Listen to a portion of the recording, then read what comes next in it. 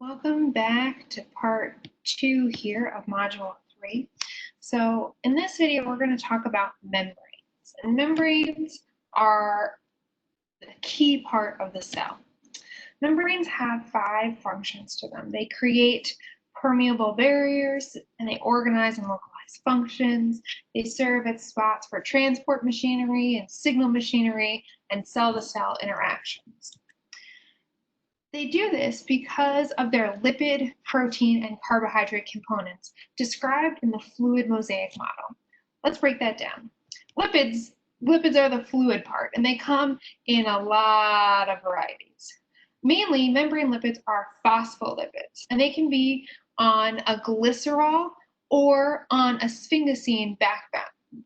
And they can also have various head groups, things like choline or inositol.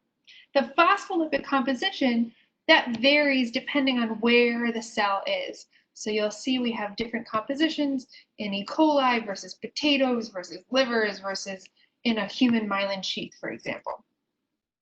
Lipids can also have sugars added on in glycolipids, and glycolipids are an important part of blood typing because we have A and B antigens in our ABO blood groups. Those are our glycosphingolipids.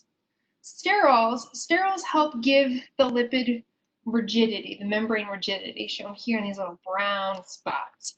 And they help structure things called lipid rafts. And lipid rafts are areas where we have localized proteins in the membrane that function together for signaling and other complicated cellular processes. The fatty acid tails in our lipids, they help determine fluidity. So we have longer tails, they're less fluid, and when we have more double bonds, more unsaturation, it becomes more fluid. And you can see the saturation effect here. So a saturated fat is able to be packed closely together, leading to a more solid shape, and then the unsaturated fats, they don't pack together as well, being more fluid. The mosaic part of our fluid mosaic model, this comes from our proteins. Integral membrane proteins are inserted into our membrane, whereas lipid-anchored membrane proteins are just attached to components of the membrane. For integral membrane proteins, if they have a single pass, usually you'll see that as an alpha helix. What kind of amino acids do you think you would find in the membrane here of our alpha helix?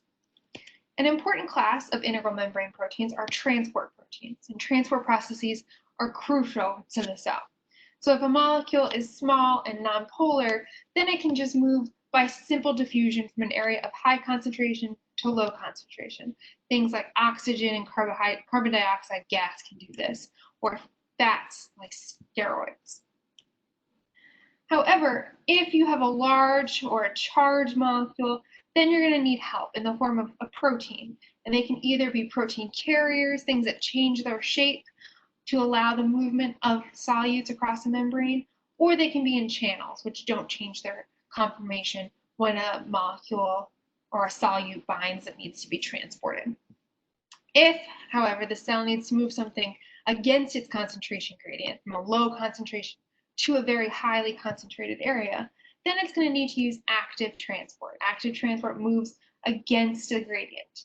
And active transport can either be directly coupled to an exergonic or energy-producing reaction, usually the hydrolysis of ATP, or it can be indirect or secondary active transport, where you move 2 solutes, one down its gradient, shown here as the hydrogen ions moving from a high concentration outside the cell to a low concentration inside the cell, and it's coupled then to an active process, here showing the movement of another molecule just labeled solute S, moving from low concentration to high concentration.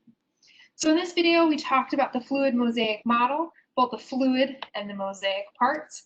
This is the end of Module 3, which lays the groundwork for more complicated cellular processes that we'll talk about in Module 4.